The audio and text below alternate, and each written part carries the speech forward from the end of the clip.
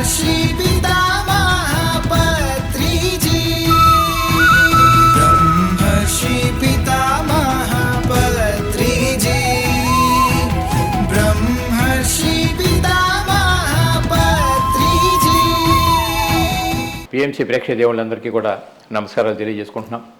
PMC ఛానల్లో అనేక రకాలైనటువంటి శీర్షికల ద్వారా ఎంతో నాలెడ్జ్ని ప్రజలకు అందించగలుగుతున్నాం. మనకి అది ఆరోగ్యం కావచ్చు, వ్యవసాయం కావచ్చు, ఆహార విషయాల్లో కావచ్చు, ఎన్నో రకాలైనటువంటి అన్ని కోణాల నుంచి కూడా అనేక రకాలుగా మన నాలెడ్జ్ అందిస్తున్నాం. అట్లాగే పత్రికలతో నా ప్రయాణం అనే శీర్షికన అసలు పత్రికను వారు ఎందుకు కలిశారు, ఎలా కలిశారు, చిన్నప్పటి నుంచి వాళ్ళ యొక్క ఆధ్యాత్మిక అవగాహన ఎట్లా ఉంది, పత్రిక దగ్గరికి వచ్చిన తర్వాత ఏ జ్ఞానాన్ని ప్రాక్టికల్గా ఎట్లా ఇంప్రూవ్ చేసుకోగలిగారు, అలాగే ఆయన లక్ష్యం ఏదైతే ఉందో ఆ లక్ష్య సాధన వీళ్ళు ఎలా పనిచేస్తారు, ఇలా అనేక విషయాలు మనం తెలుసుకుంటున్నాం. మరి ప్రస్తుతం జగిత్యాల పట్టణంలో లక్ష్మణ్ గారు మన ముందుకు వచ్చి ఉన్నారు. వారి విషయాలు కూడా మనం చక్కగా తెలుసుకుందాం. నమస్తే లక్ష్మణ్ గారు. నమస్తే. చెప్పండి, మీరేమిటి, పత్రికని ఎలా కలిశారు, అసలు మీ ఆధ్యాత్మిక అవగాహన ఏమిటి, పత్రికని ఎట్లా కలిశారు, ఎట్లా చేస్తున్నారు, ఇప్పుడు ఆ ప్రచారం మీరు ఎట్లా ఉన్నారు, వివరంగా చెప్పండి చక్కగా. మరి ఈ రోజు వరకు నేను నా చిన్న వయసు నుంచి భగవంతుని కొరకు తప్పించి అడవులు, చెట్లు, యాత్రలు తిరిగేవాని. అలా 9 సంవత్సరాల వయసు నుంచి ఎన్నెన్నో ప్రాంతాలు తిరిగేవాని భగవంతుని కొరకు. అవునా? భగవంతుని కొరకు తిరిగేది సార్. తర్వాత ఏం జరిగిందంటే భక్త ప్రహ్లాద, సతీ సక్కుబాయి, సతీ అనసూయ, సతీ సావిత్రి, ఈ 4 సినిమాలు నన్ను ఆకట్టుకున్నాయి బాగా. మరి వాళ్ళు భగవంతుని చూసింది నిజమైతే నేను కూడా చూడాలి కదా. ఓకే. మరి నేను ఎందుకు చూడలేకపోతున్నా? రైట్. ఆ 10 సంవత్సరాల వయసులో ఈ బీజం మొదలైంది. Okay okay. స్టడీ రాదు సార్. లేదు. 56 అక్షరాలు. Yes sir. 56 అక్షరాలు నా చదువు సార్. మా సారు బడిలో మనకు ఎప్పుడైతే చేరిక చేస్తారో ఆ రోజు చెప్పిండు అనమాట మా సారు.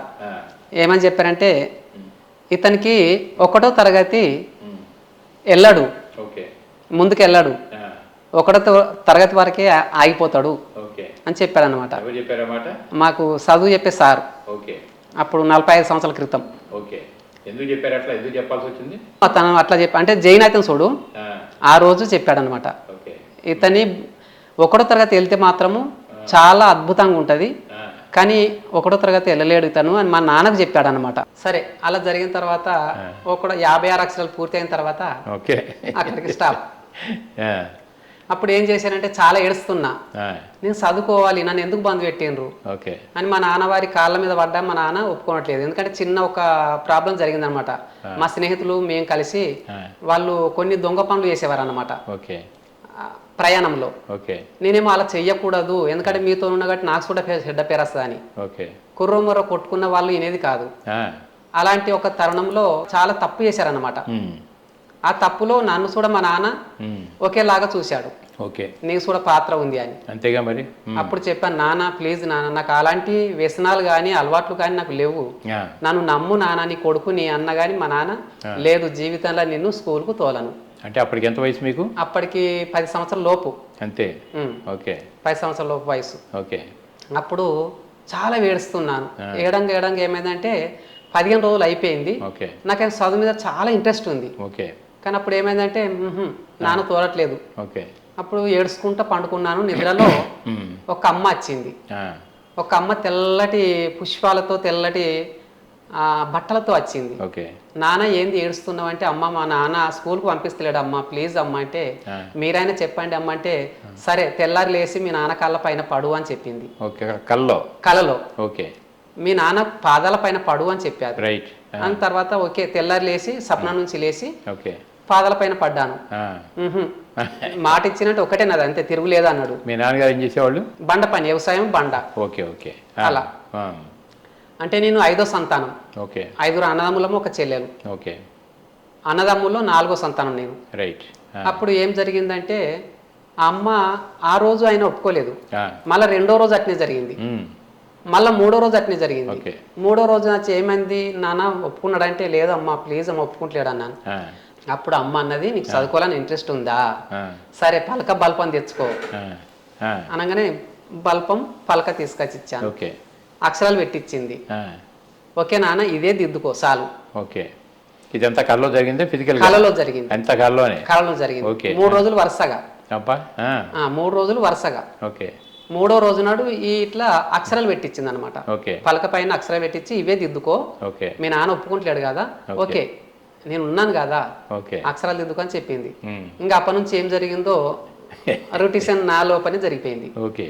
అప్పటి నుంచి మొదలు ఆంజనేయ స్వామి భక్తుణ్ణి, తర్వాత శివ భక్తుణ్ణి, ఓకే. తర్వాత శ్రీరామ భక్తుణ్ణి, తర్వాత కృష్ణ భక్తుణ్ణి, ఓకే. ఇలా ఒక్కొక్కటి కొన్ని సంవత్సరాలు అలా ప్రయాణం చేస్తున్నా, భగవంతుని కొరకు వెతుకుతున్నా. ఎక్కడ భగవంతుడు 50 సంవత్సరాలు గడిచిపోయింది సార్. 50 సంవత్సరాలు అన్నము నీళ్లు వదిలిపెట్టేసి, చాలా మంది అనేది మీ కొడుకు అంత ఆగం తిరుగుతున్నాడు, ఆయన పిల్లని ఎవరిస్తారు, పెళ్లి కాదు అన్నారు. కన్నా అన్వేషణ ఏంటిది పరమాత్ముని వైపు. ఓకే. అప్పుడు నీళ్లు అవన్నీ ఎలుగుబంట్లు 6 ఎలుగుబంట్లతో కలిసి ఉన్నా సార్. 6 ఎలుగుబంట్లు సేమ్ మనలాగానే. నా చిత్తం పూర్తిగా పరమాత్ముని వైపు. ఓకే. అవి నన్ను ఏ హాని చేయలేదు. 1 గంట ఫిజికల్ గా సార్. అంటే వృత్తి ఏంటి ఇప్పుడు మరి మీకు? చదువుకు అంటే స్కూల్కి వెళ్తారు, రోజు కాలేజీకి వెళ్తారు, చదువుకుంటారు. ఇప్పుడు మీ చదువు లేదు కదా, మరి నిత్యం ఏం చేసేవాళ్ళు మీరు? అదే భగవంతుని కొరకు అన్వేషణ సెట్లల్లా. అంతే. జంగల్కి వెళ్ళిపోవడము, గుట్టలకి వెళ్ళిపోవడము, ఇదే అన్వేషణ. వేరే వృత్తి ఏమీ లేదు? ఏం లేదు. అంటే అప్పటికి చిన్న వయసు నుంచే నా ప్రయాణం. కరెక్టే. అట్లా 18 సంవత్సరాలు 19 సంవత్సరాలు వచ్చినా ఇక మా అమ్మ నాన్నలు బాగా ఏడ్చేవాళ్ళు అనమాట. ఇతనికి పిల్లని ఇవ్వరు, ఇతనికి పిచ్చి అని. కానీ నా అన్వేషణ ఏమో అక్కడ. ఈ భౌతిక జీవితం మీద ఆశ లేదు. నాకు ఏదో క్షణంలో పరమాత్మను చూడాలి. అలాంటి సమయంలో తర్వాత ఇక ఏం జరిగిందంటే, అప్పుడు ఒక బాబు వచ్చి, నాన్న నువ్వు పెళ్లి చేసుకోవాలి, నువ్వు పెళ్లి చేసుకోవాలని ప్రొద్దున మార్నింగ్ టైం వచ్చి చెప్పాడు అనమాట. ఫిజికల్ గా వచ్చి ప్రొద్దున మార్నింగ్ టైంలో నువ్వు పెళ్లి చేసుకోవాలి, నాకు ఇప్పుడు పెళ్లి ఎందుకు అని నేను. అసలు నేను నా లక్ష్యం ఏమో పరమాత్ముడు, మరి సంకటంలో నేను ఎలా ఇరకాలి అనుకున్నప్పుడు, లేదు నువ్వు తప్పనిసరిగా నీకు ఎల్లుండి పెళ్లి అవసరం ఏర్పడుతుంది. అరే నేను అమ్మాయిని చూడలేదు, అమ్మాయి ఎక్కడుందో అనుకున్న తర్వాత సమయంలో ఎల్లుండి అమ్మాయే మా ఊరికి వచ్చింది. 3 రోజులు ఆయన చెప్పి వెళ్ళిపోయాడు. ఎవరు చెప్పింది? ఎవరైనా ఇంకా ఒక వ్యక్తి, ఒక జ్యోతిష్యులాగా వచ్చాడనమాట. అంటే డబ్బులు తీసుకోలేదు, తెలిసిన మనిషి కాదు. ఒక జ్యోతిష్యులాగా ఇంటికి వచ్చాడు. కేవలం మా ఇంటికి మాత్రమే వచ్చాడు. మళ్ళా రెండో ఇంటికి వెళ్ళలేదు. నా దగ్గరికి వచ్చి సీదా నా దగ్గరికి వచ్చి నిలబడి, బాబు నువ్వు పెళ్లి చేసుకోవాలా, పెళ్లి సమయం వచ్చింది, పెళ్లి అవుతుందా కాదంటే సంకోచించకు, డౌట్ పడకు, ఎల్లుండి అమ్మాయి నేరుగా నీ దగ్గరికి వస్తుంది అన్నాడు. అరే ఎట్లా జరుగుతుంది? నేను పిచ్చోని కదా, పిచ్చోనికి ఎవరిస్తారు పిల్లని? భక్తి పిచ్చోని అనుకున్న సమయంలో అప్పుడు 3వ రోజు నుండి అమ్మాయి మా ఊరికి వచ్చింది. ఆ అమ్మాయిని చూసిన తర్వాత అప్పుడు అనుకున్నాను, చూపులు కలిశాయి. ఎస్, పెళ్లి అయిపోయింది. ఎందుకు? ఏ నెపం మీద వచ్చింది అమ్మాయి మీ దగ్గరికి? అంటే అమ్మాయి వాళ్ళ చుట్టాల బంధువుల ఇంటికి వచ్చింది అనమాట. వచ్చిన తర్వాత ఈయన బ్యాంకులో పనిచేస్తాడు, లక్ష్మి అని పేరు. ఇతనికి ఇప్పుడు పెళ్లి అవసరం. బ్యాంకులో పని చేయడం అంటే మరి ఉద్యోగం ఏదైనా వచ్చిందా? అటెండర్ పోస్ట్ వేసేది. అటెండర్ పోస్ట్ వచ్చింది. చదువుతో పని లేదు, చదువుతో పని లేదు. అదే. కానీ లైఫ్ ఉండేదన్నమాట. అప్పుడు ఆ అమ్మాయి చూసి, సరే నేను పెళ్లి చేసుకుంటాను. 1988 6వ నెల 26వ తారీఖు నాడు మా మ్యారేజ్ అయిపోయింది సార్. సంతోషం. అక్కడ నుంచి నాకు తృప్తి లేదు. భగవంతుని ఇంకెప్పుడు చూడాలి? లౌకికంగా ఇక్కడ పడిపోతున్నాను, దిగజారిపోతాను, నాకు అలా జరగకూడదు కదా అన్నది అట్లనే జరిగేది అనమాట. కొద్ది రోజుల తర్వాత ఆ బ్యాంకుని వదులుకొని, ఎందుకంటే ఇది ఉంటే నా ప్రయాణము ఆగిపోతుంది. ఇందాక ఒక్కొని, ఇప్పుడు భార్య, రెండోది వర్క్, మరి నేను అన్వేషణ తగ్గిపోతుంది. అన్వేషణ ఏం చేసేవాళ్ళు? దగ్గరికి వెళ్ళి తీసుకుంటాం కానీ ఏమన్నా మంత్రం కానీ ఇట్లాంటి ఏమి లేవు అప్పుడు? ఎస్ సార్, ఏం లేవు. కేవలం సినిమాలో చూసినట్టు మనం ఇలా కూర్చొనేవాని అనమాట. అంతే. ఎక్కడన్నా గుడి అడవిలో ఉంది అనుకో, ఆ రాత్రి ఏ రాత్రి అన్నా గాని అక్కడికి వెళ్ళి చాలా ఏడిసేవాని. అది ఎంత దూరం అనుడని, మందిర టెంపుల్ అడవిలో ఎక్కడనుండని. నైట్ అయిందంటే మా భార్య పండుకున్న తర్వాత సీదా అక్కడికి వెళ్ళిపోయి అక్కడ ఉండి వాళ్ళకు ఓకే అడుగుతుంటే అనమాట ఓకే. అసలు నేను పుట్టింది ఎందుకొరకు, ఓకే. నేను ఎందుకు వచ్చిన, ఆ, నాకు ఆస్తులు లేవు, ఆ, ఏమి లేదు, ఒక అనాథగా జీవిస్తాం, అంటే తల్లిదండ్రులు ఉన్నారు, అన్నీ ఉన్నాయి, ఓకే. కానీ సంపద పూర్వకంగా నాకు దేని మీద లేదు, ఓకే. మీరే నా కోట్ల ఆస్తి, మ్మ్. మీరు నాకు కనపడాలి కదా అని చాలా ఏడ్చేవాని అనమాట. ఓకే. తృప్తి తీర ఏడ్చి మ్మ్. అప్పుడు ఇంటికి వచ్చేవాని అనమాట. ఓకే. అలా జరుగుతున్న కొన్ని సంవత్సరాల తర్వాత మళ్ళా మ్మ్. నాకు భగవంతుడు అన్ని రకాల దేవతలు కలలో వచ్చేది. ఓకే. కలలో వచ్చి ఏం చెప్పినా అంటే రేపు ఏం జరుగుతుందో కరెక్ట్ అదే జరిగేది. ఆ, రేపు ఏం జరుగుతుందో నీకేం కావాలనో ఓకే. అదే జరిగేది. కానీ నాకేమో నమ్మకం అనిపించేది కాదు. తెలిసే అన్ని మీకు ముందే తెలిసేది, ఓకే. మ్మ్. కానీ నమ్మశక్యం కాదు. ఎందుకంటే ఇది స్వప్నం కాదా, ఆ, స్వప్నం స్వప్నమే, కానీ ఫిజికల్ గా చూడాలి పరమాత్మని. అవును. అలా మ్మ్. అట్లా తర్వాత మ్మ్. ఒకరోజు ఏం జరిగిందంటే 2013 మ్మ్. 6వ నెల మ్మ్. 29 తారీఖు ఓకే. అక్కడ నుంచి నేను షిరిడికి వెళ్ళిపోయాను ఆ, చనిపోవాలని. ఓకే. అంటే అప్పటికి 50 సంవత్సరాలు పూర్తి అయిపోయినాయి మ్మ్. వయసు. ఆ, ఒక పక్క భగవంతుడు దొరకలేడు, ఒక పక్క భార్య సంబంధం అంటే ఈ యొక్క ఆలోచనలో పడిపోయాను. పిల్లలు ఎవరు లేరా? పిల్లలు అయినరు, ఇద్దరు కొడుకులు. ఆ, పెద్ద అబ్బాయికి మ్యారేజ్ అయింది. కానీ అప్పుడు షిరిడికి వెళ్ళిపోయాను నడుచుకుంటా. చనిపోవాలి. చనిపోవటానికి షిరిడి ఎందుకు? సాయిబాబాని చూడటానికి షిరిడి వెళ్ళాలి అంటే గురువు కావాలి కదా, గురువు కావాలనుకున్నాను. ఇక ఆ, 50 సంవత్సరాలు అయిపోయింది, మరి ఇంకెప్పుడు దొరుకుతాడు పరమాత్మ? అంటే ఇన్ని రోజులు పరమాత్మ కొరకు వెతికాను కదా, నేరుగా దొరకలేదు. అంటే మధ్యవర్తి గురువు ఉండాలి అన్నది నాకు అప్పుడు ఆలోచన వచ్చింది. మ్మ్. మధ్యవర్తి గురువు ఉండాలి అని అప్పుడు ఆలోచన వచ్చింది సార్. మ్మ్. వచ్చిన తర్వాత ఓకే, మరి గురువు గారంటే ఎవరున్నారు? ఎవరు లేరు, ఎవరిని పట్టుకోవాలి? మ్మ్. అప్పుడు సాయిబాబాకు మెల్లగా అప్పుడే ఒక 2 నెలల ముందే పరిచయం ఏర్పడదు అనమాట. ఓకే. ఓకే షిరిడి ఎక్కడ ఉందో, కానీ ఇక్కడ చనిపోవద్దు, మ్మ్. అక్కడికి వెళ్ళి చనిపోతే నా శరీరం ఎవరికి దొరకద్దు ఓకే. అని అక్కడికి వెళ్ళాను సార్. ఓకే. నడుచుకుంటూ వెళ్ళాను. ఆ, 8 రోజులు గడిచిన తర్వాత బాబావారు మ్మ్. నాకు ఫిజికల్గా దర్శనం. మ్మ్. 8 రోజులు ఆ, 8 రోజులు ఫిజికల్గా దర్శనం. రోజు వచ్చి కనపడ రోజు ప్రతిరోజు ఓకే. రోజు అంటే 8 రోజులు పూర్తి అయిన తర్వాత ఆ, ఇంకా 15 రోజులు ఉన్నానన్నమాట అక్కడ. అప్పుడు ఫిజికల్గా దర్శనం. ఓకే. మ్మ్. ఆ, చనిపోవాలని వచ్చినావు కదా, మ్మ్. ఎలా చనిపోతావు? ఆ, ఈ బిల్డింగ్ కిందకి వెళ్ళి వస్తావా, ఆ, బస్ కిందకి వెళ్ళి వస్తావా? ఓకే.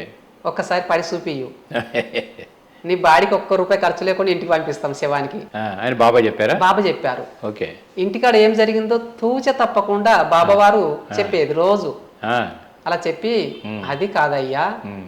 ఎంతో కార్యం ఉంది, ఆ, చనిపోవటానికి కారణాలు ఎన్నో ఉంటాయి, ఓకే. కానీ దాన్ని బరువు దించుకోవాలంటే కొన్ని జన్మలు సరిపోదు. ఓకే. నువ్వు వెళ్ళు, ఇంటికి వెళ్ళు. ఆ, 15 రోజులు ఇక్కడ నీ ఆర్డర్. ఆ, 15 రోజులు జరిగిన తర్వాత ఒక్క క్షణం ఆగిన జన్మల నీ ముఖం చూడమా అని చెప్పారు. మళ్ళీ బాబా కనపడి మళ్ళీ వెళ్ళిపోయాడా? వెళ్ళిపోయేవాడు. అంటే సినిమాలో కనుక దేవుడు ప్రత్యక్షం వెళ్ళిపోయినట్టు కొన్ని గంటలు ఉండేది నాతోని. మ్మ్. గంటలు నీకు ఒక్కడికే కనపడతాడు అని చుట్టుపక్కల వాళ్ళు కూడా కనపడతలేడు. ఒక అమ్మ, ఓకే. ఇతను. ఓకే. అమ్మ ఎవరు మరి? అమ్మ, ఆమె పేరు భవాని అని చెప్పింది. అమ్మ పేరు ఏంటంటే భవాని అన్నది. ఓకే. అంటే నాకు వచ్చిన అర్థం ఏంటంటే బాయ్ జబాయ్. ఓకే. ఇతని పేరు అయితే సాయి అన్నాడు. ఓకే. మరి సాయి అంటే మీది ఏ ఊరు అని అడిగిన, అంటే మనలాగా ఉన్నాడు అన్నమాట. ఓకే. నా పేరు సాయి అంటే మరి మీది ఏ ఊరు అయ్యా అని అడిగిన. నాకు ఊరు లేదా అన్నాడు. సేమ్ సినిమా లాగా డౌట్లు. అదే జరిగేది రోజు. ఓకే. అట్లా జరిగిన తర్వాత 15 రోజులు, ఎన్ని రోజులు ఉంటావు ఇక్కడ షిరిడిలో అన్నారు. నాకు బాబా కనపడతలేడు కదా, స్వప్నంలో కూడా కనపడతలేడు. అంటే ఇంకెట్లా కనపడతాను నీకు అన్నాడు. ఇంకెట్లా కనపడతా అంటే మీరే కావచ్చు అన్న. నేను కాదయ్యా అంటాడు. ఓకే. మరి నాకు జరిగిన విషయాలు, మా ఇంటికాడ జరిగిన సినిమా స్టోరీ అంతా మీకు ఎలా తెలుసు అని అడిగాను. ఓకే.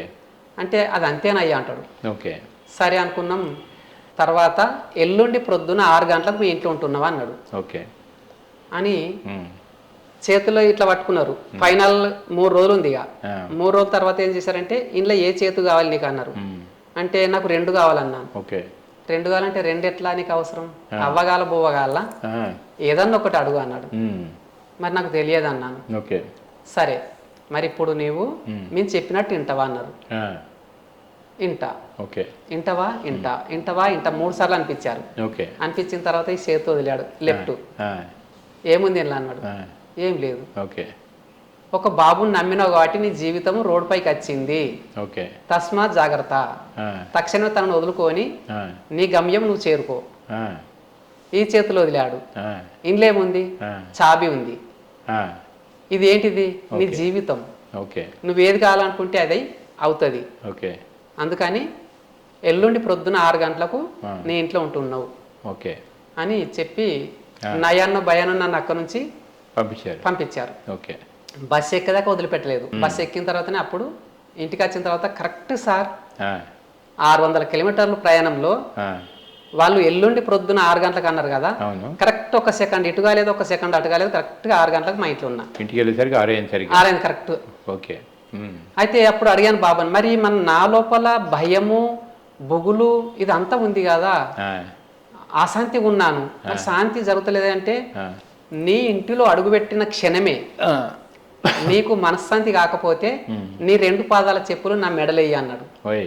ఆ, అయ్యో అంతెట్లా అని చెప్పాను. ఉమ్, ఉమ్, అంటే మరి నమ్ముతలేవు కదా, ఆ, మాకు ఎవరు లేరా, ఓకే. నువ్వు ఒక్కని ఉన్నావా ఆ, అని చెప్పారు. సరే అనుకొని ఉమ్, ఇంటికి వచ్చిన తర్వాత అరక్షణం నిమిషం అయింది అంతే, ఆ, రిలాక్స్ పూర్తిగా. ఆ, అప్పుడు నా ఇల్లు, నా భార్య, పిల్లలంతా కనపడుతున్నారు. ఆ, అంతకుముందు అడవి.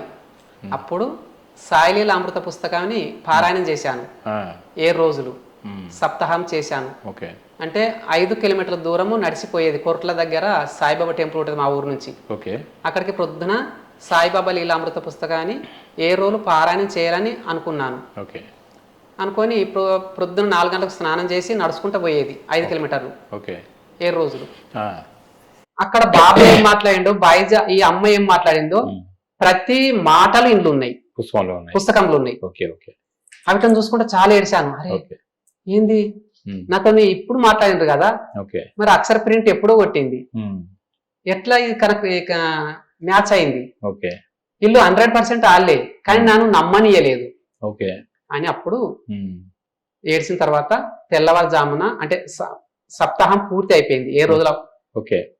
పూర్తి అయిపోయిన తర్వాత తెల్లవారుజామున స్వప్నం వచ్చింది సార్. ఆ, స్వప్నం వచ్చిన తర్వాత అప్పుడు ఉమ్, ఆంజనేయ స్వామి వచ్చాడు. ఆ, వచ్చి నవ్వుతున్నాడు. ఉమ్, చిన్న బాబు, ఇంత ఎత్తు బాబు. ఓకే. అయ్యా ఉమ్, నీతో నాకు పని లేదు, ఆ, నాకు గురువు కావాలి సాయి. ఓకే. ఇన్ని రోజులు మీ ఎంబట తిరిగాను, 14 సంవత్సరాలు నీకు ఇట్లా రకరకాలుగా, ఓకే.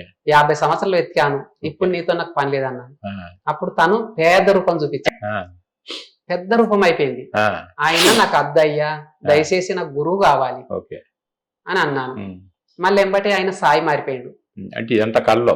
కలలో ఓకే. కలలో జరిగింది. ఓకే. ఆయన సాయిగా మారిపోయాడు. మళ్ళా ఆ, అయిపోయి నానా బొంబాయిలో పని ఉంది పో అన్నాడు. ఆ, బొంబాయిలో పని ఎక్కడ ఉంటుంది నాకు, ఆ, బొంబాయి నేను ఎక్కడ కానీ పోవాలి ఆ, అంటే దుబాయ్ 2005లో దుబాయ్ అయినా అప్పు అయింది. ఓకే. తర్వాత ఇల్లు దేనికోసం వెళ్ళారు దుబాయ్? సంపాదించాలని ఓకే. అందరూ పోతున్నారు కదా, ఆ, మరి నేను కూడా ఒకసారి పోయి రావాలి. ఏం పని చేయాలి? చదువు లేదు. చదువులు బిల్డింగ్ వరకు ఓకే. వెళ్ళాలనుకున్నాను. 2005లో వెళ్ళాను. ఉమ్, వెళ్ళిన తర్వాత డబ్బులేం సంపాదన కుదరలే. ఓకే. అప్పుడు అక్కడుండే నేను పగటి కళ్ళు కానివాయను అన్నమాట. ఓకే. ఏమంటే ఉమ్, ఈ ముస్లిం కంట్రీ డబ్బు నాకు అవసరం లేదు, ఓకే. మన సొంత దేశం భారతదేశం పైసే నాకు పవిత్రమైన పైసా కావాలి. ఓకే. అంటే నెలకు 30,000 రూపాయలు నేను సంపాదించాలి అనుకున్నాను. ఓకే. అలా ప్రతిరోజు అలానే అనుకునేది. ఉమ్, 2008లో రిటర్న్ వచ్చాను అనమాట. ఓకే. అయితే అప్పుడు అనుకున్న మాట, ఉమ్, ఈ రోజు బాబావారు ఏం చెప్తుండంటే, ఉమ్, నానా అక్కడ బొంబాయిలో పని ఉంది పో ఉమ్, అంటే, మళ్ళీ తిరిగి నేను దుబాయ్ పోరాదు, ఫింగర్ ప్రింట్ తీసుకుంటారు అనమాట. ఓకే. అప్పుడు బాబావారు, ఎందుకంటే ఇల్లు కట్టిన అప్పు ఉన్నది, ఉమ్, కొడుకు పెళ్ళేసిన అప్పు ఉన్నది, ఆ, దుబాయ్ పోయిన అప్పు ఉన్నది, ఉమ్, మళ్ళీ దేశం పోరాదు, విదేశాలు పోరాదు ఓకే. అని అప్పుడు ఎలా అన్న సతమతం ఆ బాధలో బాబావారు బొంబాయిలో పని ఉంది అన్నారు. బొంబాయిలో పని ఉందా, ఎక్కడ ఉంటుంది నాకు అని ఆలోచన వచ్చింది. ఆ, మళ్ళా 2వ రోజు ఉమ్, మళ్ళా సేమ్ వచ్చాడు. ఉమ్, నానా నీకే చెప్పేది, బొంబాయిలో పని ఉంది వెళ్ళు అని ఉమ్, అనగానే సరే అని పోయాను సార్. ఉమ్, పోయిన తర్వాత బోర్వెల్లి అంటే మా బామ్మర్ది వల్ల బామ్మర్ది బోర్వెల్లి ఉంటాడు. ఓకే. తనకు ఫోన్ చేసిన ఉమ్, ఫోన్ చేసిన తర్వాత తమ్ముడు ఇట్లా పని ఉంటే అన్న ఉంది రా అన్నాడు. ఉమ్, పోయిన తర్వాత 2014 వెళ్ళాను సార్. ఉమ్, పోయిన తర్వాత నెలకు 30,000 జీతం దొరికింది సార్. ఉమ్, ఆడుతూ పాడుతూ. ఏం పని? ఇండ్ల వర్క్ చేసుడు సార్, హౌస్ వర్క్. ఓకే.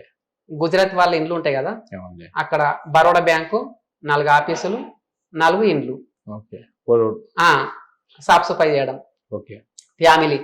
ఇంతకీ భర్త గారిని ఎప్పుడు కలిసారు మరి మీరు? ఇప్పుడు ఇవన్నీ మీ జీవితంలో చిన్నప్పటి నుంచి జరుగుతూ వస్తున్నాయి. ఎస్, అక్కడ నుంచి స్టార్ట్ ఆ, అయిపోయింది. ఓకే. తర్వాత ఏమైందంటే ఉమ్, అప్పుడు 2019 ఆ, అంటే 2014 వెళ్ళాను కదా, ఓకే. 2019 వరకు నా సమస్యలన్నీ అయిపోయినాయి, ఆ, అప్పులు అన్ని అయిపోయినాయి, ఇంకా మిగులోటు డబ్బులు ఉన్నాయి. ఓకే. అప్పుడు 2019 లాస్ట్ కి ఏమొచ్చిందంటే నా లోపలికి వెళ్ళి అంతర్వాణి మాట్లాడుతుంది. ఆ, నువ్వు చిన్నప్పుడు అనుకున్నావు కదా 4 కోరికలు కోరుకున్నావు, ఉమ్, అమ్మలాంటి భార్య కావాలనుకున్నావు, ఓకే. అయింది. ఆ, నీకు కొడుకులు కావాలనుకున్నావు, ఆ. కొడుకులు అయింది. ఓకే. పెద్ద ఇల్లు కావాలి, భూమి కావాలనుకున్నావు, అయింది. ఓకే. ఇప్పుడు చివరిగా 4వ కోరిక ఏంటిది? గురువు కావాలనుకున్నావు కదా, ఆ, ఆ సమయం ఆసన్నమైంది, ఎల్లు. ఓకే. ఉమ్, గురువు కావాలనుకున్నావు కదా, ఓకే, ఓకే. ఆ సమయం ఆసన్నమైంది, Right. బొంబాయి వదిలిపెట్టు. ఓకే. బాబాని అడిగాను, బాబా ఉమ్, మరి పంపించింది మీరు, ఉమ్, మళ్ళీ తిరిగి పొమ్మంటున్నారు మీరే, ఉమ్, ఇది ఎలా? ఉమ్, నేను పోయి ఏం చేయాలి? గురువు అనుకున్న ఎప్పుడో 50 ఏళ్ల కింద, ఉమ్, కానీ ఇప్పుడు దాని మీద నాకు అంత ఇంట్రెస్ట్ ఏం లేదు కదా. ఓకే. అనుకున్న తర్వాత అప్పుడు ఆ, 15 రోజుల లోపల నుంచే మెసేజ్ ఆ, వచ్చి ఆగిపోయింది సార్. ఏమని? ఎల్లు తక్షణమే బొంబాయి వదిలిపెట్టేసి తక్షణమే వదిలిపెట్టి సమయం ఆసన్నమైంది ఓకే. అని అంటుంటే ఉమ్, ఏదో అనుకున్నా. 10 సంవత్సరాల దాకా తెల్లాను నేను, ఆ, ఏమన్నా అనుకోని ఓకే. నిర్లక్ష్యం చేశాను సార్. ఉమ్, తెల్లవారుజామున 15 రోజులు మెసేజ్ వచ్చి ఆగిపోయిన తర్వాత తెల్లవారుజామున నాకు దినచర్య టైం. ఉమ్, అప్పుడు నేను లేచి పనికోవాలనుకున్నా కదా, బాడీ మొత్తం వాసిపోయింది, ఉమ్. బాడీ అంతా వాసిపోయి ఇంత లావుగా అయిపోయింది. ఎందుకని? ఏమో తెలియదు. ఓకే. ఉమ్, అప్పుడు మా మేడంకి ఫోన్ చేశాను, మేడం ఇట్లా నాకు ఆరోగ్యం బాగాలేదు అంటే వాళ్ళు వచ్చి హాస్పిటల్ తీసుకెళ్లారు సార్. ఉమ్, ఆ, 2019లో ఇంటికి వచ్చాను, ఉమ్, నెల లీవ్ మీద. ఆ, అప్పుడు అన్ని హాస్పిటల్ తిరిగాను, ఓకే. ఎక్కడ నయంగాలే. ఉమ్, 18 నెలలు. ఉమ్, లాస్ట్ కు యూట్యూబ్ ఫోన్లో యూట్యూబ్ గెలికాను. అంటే సాయిబాబాకి అడిగాను, బాబా మరి నన్ను తోలేశారు, మళ్ళీ ఇదేంటిది సమస్య, ఉమ్, నాకు ఒక గురువు కావాలి, ఉమ్, మీరా సమాధిలో ఉన్నారు, నాతో ఎనీ టైం మాట్లాడలేరు, ఉమ్, నాకు మంచి గురువు కావాలి. ఉమ్, ఎలాంటి గురువు కావాలి? నాకు కావ్య గురు నిస్వార్థకుడు కావాలి, ఉమ్, వేషధారణ ఉండద్దు, ఆ, ఆడంబరాలు ఉండద్దు, ఓకే. అత్యాస ఉండద్దు, ఓకే. అలాంటి గురువు ఉంటే నాకు చూపి బాబీ. ఉమ్, యూట్యూబ్ గెలికాను. ఆ, యూట్యూబ్ గెలికిన తర్వాత ఎంబటి పత్రిజ్ గారు కనపడ్డారు. ఆ, పత్రిజ్ గారు కనపడ్డాక ఈయన గురువా, ఉమ్, మరి ఏమి ఇవి నామాలు అవి ఇవి ఏం లేవు కదా, ఉమ్, ఇక్కడ వేషం లేని గురువుగారు అనుకున్నా కదా, ఉమ్, అలాంటి గురువే కనపడ్డాడు. ఉమ్, తన కొరకు అన్వేషించాను. ఉమ్, అన్వేషించిన తర్వాత మనకు డాక్టర్ సత్యనారాయణమూర్తి గారి హాస్పిటల్ పైన ఓకే. పిరమిడ్ ఉంది, అక్కడ ధ్యానం చెప్తారని తెలిసింది. ఓకే. అప్పుడు ఇక్కడికి వచ్చాం. ఆ, అప్పుడు నాకు నడవరాదు, కూసోరాదు, పండరాదు, డిస్కో ప్రాబ్లం వచ్చిందనమాట. ఓకే. ఉమ్, తర్వాత మన డాక్టర్ సత్యనారాయణమూర్తి సార్ దగ్గరికి వచ్చిన తర్వాత వాళ్ళు చెప్పారు ఇట్లా ధ్యానం చేసుకోవాలని చెప్పారు. ఓకే. అప్పుడే నేను కడతలకి వెళ్ళాను. మళ్ళా 2022వ నెల 24వ తారీఖు కడతలకి వెళ్ళిన తర్వాత ఆ, జగపతి బాబాల మేనమామ రాజశేఖర్ సార్ కలిశారు ఓకే. కడతాల్లో ఉమ్, శివరాత్రి ప్రోగ్రాం సమయంలో. ఓకే. తను నాకు 10 నిమిషాలు గైడెన్స్ చేసి, బాబు నువ్వు ఇంటికి వెళ్ళి ఉమ్, ప్రతిరోజు 2 గంటల సాధన చేయని చెప్పాడు. ఓకే. ఆరోగ్యం కోసం. ఆరోగ్యం కొరకు ఓకే. 2 గంటల సాధన 1 సెకండ్ తగ్గకుండా చెయ్యన్నాడు. ఓకే. ఇంటికి వచ్చిన తర్వాత నేను జంత్రి మీద పేరు రాసి పెట్టుకుని ఈ రోజు నుంచి నేను సంకల్ప ధ్యానం చేయాలి. 41 రోజు సంకల్ప ధ్యానం స్టార్ట్ చేసిన తర్వాత ఎక్కడ? ఇంటి దగ్గర ఇంటికాడ దేని నిమిత్తం? ఏమిటి 41 రోజులు సంకల్పం అంటే ఆరోగ్యం కొరకు, ఆరోగ్యం కోసం. ఆరోగ్యం కోసము. ఓకే. అప్పుడు తెలియదు కదా, ఫస్ట్ మన సమస్య ఆరోగ్యం. ఓకే. దాని మీద 41 రోజు ధ్యానం చేసడం వల్ల, రోజుకు 4 గంటలు ధ్యానం చేసడం వల్ల ఓకే. ఉమ్, సమస్య 20 రోజుల్లో పూర్తి అయిపోయింది. ఓకే. 20 రోజుల్లో పూర్తి ఎప్పుడైతే అయిపోయిందో ఉమ్, అప్పుడు నా లోపల 20 సంవత్సరాల నుంచి జ్వరము, ఉమ్, మరి తర్వాత కండ్ల సూపు మందగించింది, ఓకే. 14 సంవత్సరాలు. ఆ. ఈ డిస్కో ప్రాబ్లం, ఆ? Disco problem okay. ఓకే. 20 రోజుల్లో పూర్తి అయిపోయింది. ఓకే. అప్పుడు తెలిసింది, ఓహో సత్యం ఎక్కడుంది, ముక్కులో ఉంది. ఓకే. ఇంత మంచి గొప్ప గురు దొరికిన తర్వాత ఆ. మహాత్ముడే మన దగ్గరికి దిగొచ్చాడు, ఓకే. బస్ ఇదే రైట్ ఓకే. అని ఆ రోజు నుంచి సార్ ఉమ్, 1992 నుంచి నా వరకు రైస్ మిల్ కదా, ఆ, ఆ రోజు నుంచి రాజీనామా. రాజీనామా పెట్టేశాను. ఓకే. ఈ రోజు నుంచి కేవలం ధ్యానానికే మాత్రమే, అంటే ధ్యాన ప్రచారానికి మాత్రమే, ఉమ్, ధ్యాన ప్రచారం తప్ప నాకు కావాల్సింది ఏది అవసరం లేదు. ఓకే. ఆ రోజు నుంచి ధ్యాన ప్రచారం సార్. ఓకే. మీ చిన్నతనం నుంచి మీ కోరిక అంతా కూడా దేవుడిని చూడాలని కోరిక కదా. ఇప్పుడు ఇందుకే దేవుడు లేడుగా, పత్రికారు కనపడ్డా. పత్రిజీ రూపంలో వచ్చారు. ఆయనే దేవుడా? ఆయన దేవుడు. మరి అంతకుముందు బాబా కనపడినప్పుడు బాబా దేవుడు కదా? అంటే నా మొదటి గురువు ఆయన. ఓకే. ఎందుకంటే భౌతిక జీవితానికి సంబంధించిన సమస్యలు తీసేసిండు. ఓకే. అయితే మొదటి గురువు సాయి. ఓకే. రెండో నాకు అసలు జీవితానికి అంటే ఆత్మపరంగా జగత్తుని మేలుకొల్పించడానికి బ్రహ్మర్షి పత్రిజీ గారు దొరికారు. అంత గొప్పటి మహాన్ భావుడు దొరికిన తర్వాత అప్పుడు నాకు అర్థమైంది ఇది సత్యము, మనం ఇన్ని రోజులు చేసినంత అసత్యం. అంటే అసత్య ప్రయాణంలో చేశాం కాబట్టి ఎస్ అని ఆ రోజే 2020 నుంచే నాది పూర్తిగా శేష జీవితము ధ్యానానికి. ముందు అసత్యం అని అంటే మరి ప్రకృతి ధర్మం ప్రకారంగా పుట్టాలి, పెరగాలి, పెళ్లిళ్ళు అవ్వాలి, పిల్లలకి జన్మనివ్వాలి, వాళ్ళని చదివించుకోవాలి, మరి ఎంత ప్రకృతి ధర్మాలేగా అసత్యం ఉంది. కానీ అలా అనిపించింది అన్నమాట. ఓకే. అలా అనిపించి అంటే గురువుగారి కొరకు నేను ఎంతన్నా కొంచెం వర్క్ చెయ్యాలి. ఓకే. వర్క్ చేయాలంటే నాకంటూ ఒక అడ్డుకట్ట ఉండకూడదు. ఓకే. ఎందుకంటే పని కొరకు చూసింది అనుకో ఇక్కడ ధ్యాన ప్రచారం అయిపోతుంది. మరి ఏదన్నా ఒకటి ఉండాలి. అవ్వ బువ్వ అన్నది ఇక చాలు. కానీ అది నా లక్ష్యం ఒకటే. ఇక పత్రిజీ గారి లక్ష్యం 18 ఆదర్శ సూత్రాలు ఏది చెప్తున్నాడో అదే నా లక్ష్యం, తుది శ్వాస వరకు అని ఫిక్స్ అయిపోయాను.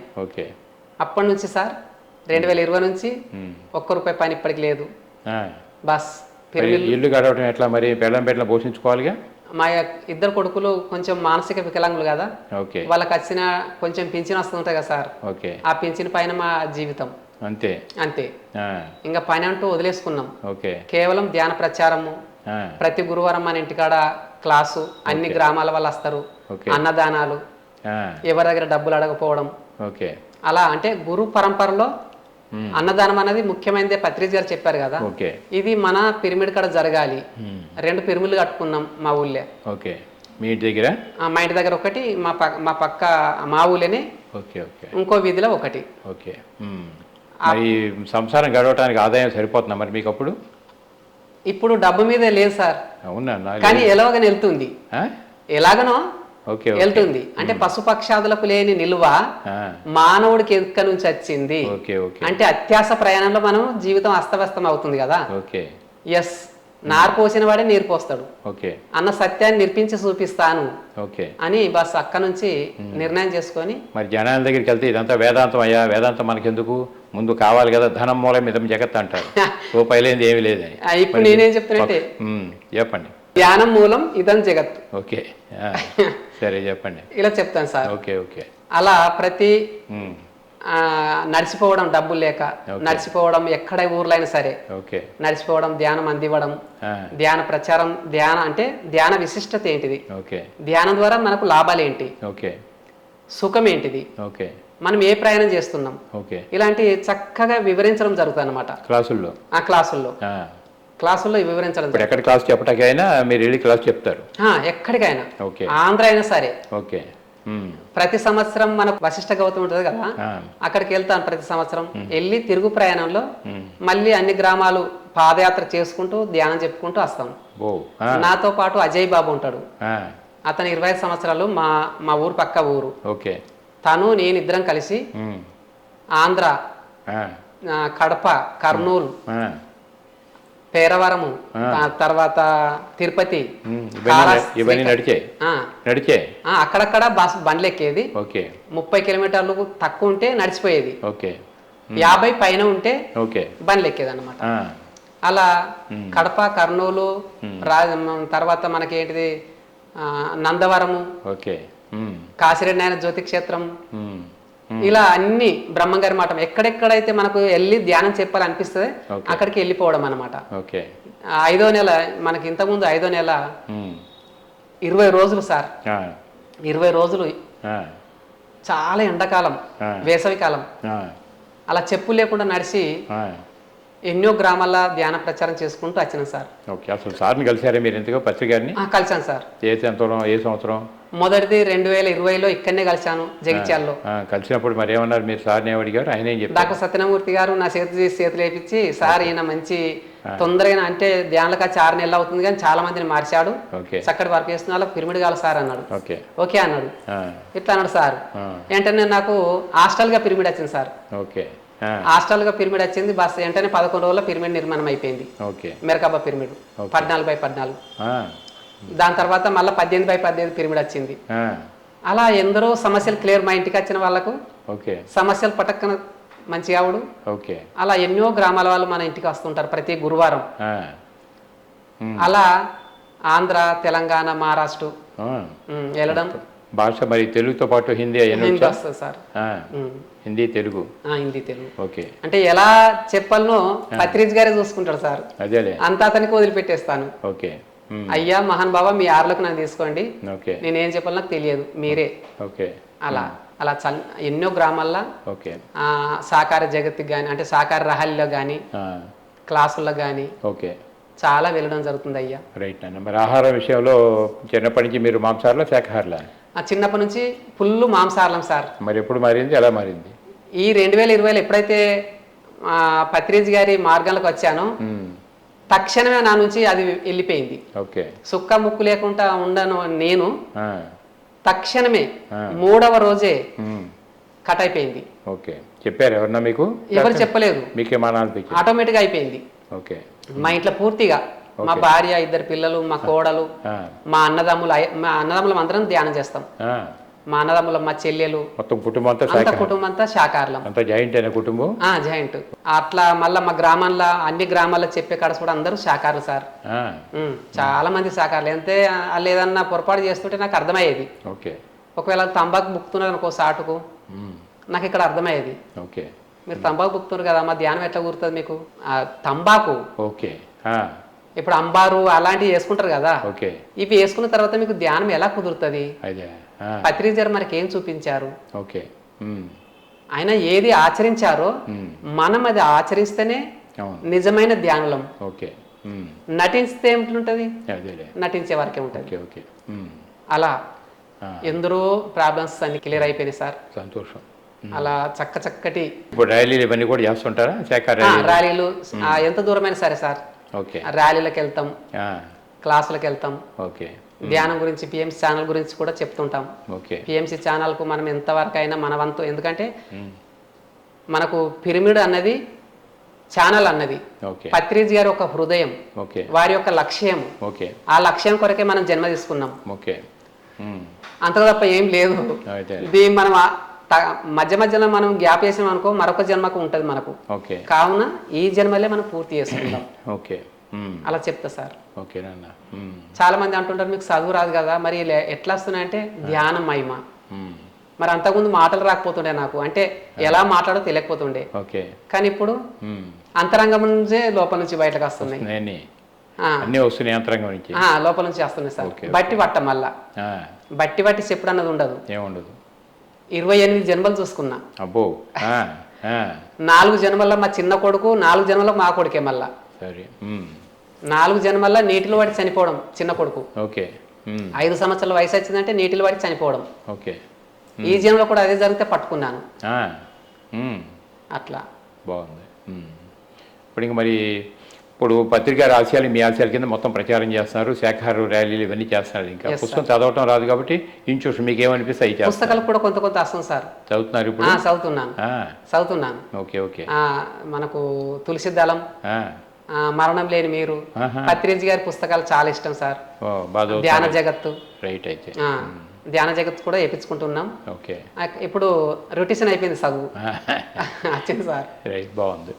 మరి ఇప్పుడు పిఎంసి మరి మన ఛానల్ అని చెప్పి అనుకున్నాం కదా, ఇప్పుడు ఇటువంటి ఎంతోమంది పిఎంసి చూసి ఇప్పుడు బాగుపడుతున్నారు, శుభ్రంగా ధ్యానంలోకి వస్తున్నారు, అన్ని శాఖాహారిగా మారిపోతున్నారు, ఇవన్నీ జరుగుతున్నాయి కదా. మరి దాన్ని బలపరచడానికి మీరేం చేస్తున్నారు? అది ఎదగాలంటే మనము మన వంతు సహాయము అందివ్వాలి. కడతాల్ ప్రోగ్రాం జరుగుతుంది, అక్కడ మన వంతు పాత్ర ఉండాలి. పిఎంసి ఛానల్ ఉంది, మన వంతు పాత్ర ఉండాలి. ఎందుకంటే మనదే కదా, ఎవరిది అది? మనదే. విశ్వగురు మనోడైనప్పుడు ఛానల్ కూడా మనదే. ఎవరు వాళ్ళ స్థాయిని బట్టి వాళ్ళు ఇస్తూ ఉంటారు. Yes sir. ఇలా చెప్తాను, ఒకటే చెప్తాను, గురువు గారి యొక్క హృదయము, అంతకుమించి ఏం లేదు ఇక నేను అలా చెప్పేది సార్. బాగుంది.